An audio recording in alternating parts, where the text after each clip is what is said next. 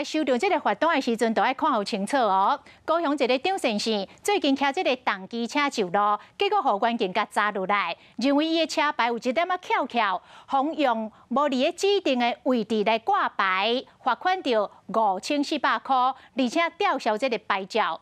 但是伊讲这个车要7档咯，将来拢无改装，去监理站验车嘛拢合格，搁去互罚款，互伊相当的不满。 然后拦下来之后，他就直接跟我说，他只跟我说一句：“你的车牌好像有一点点翘。”就直接拿单子过来就开了。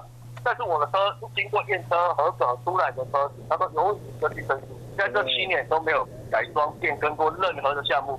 后来，这个张先生事后去申诉是无效，这个行政的诉讼1审、2审嘛拢去互驳回，伊只好向议员来申请，而且再度来询问这个监理站。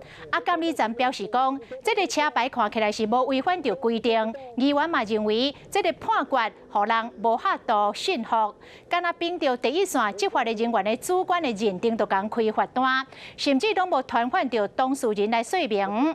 但是到底警方要安怎？ 认定这个车牌违规咧，爱个进一步来了解。Hello， 大家好，我是品轩。想要跟我一起品味生活中的大小事吗？一定要赶快打开华视的 YouTube 频道，按赞订阅，并且开启小铃铛哦。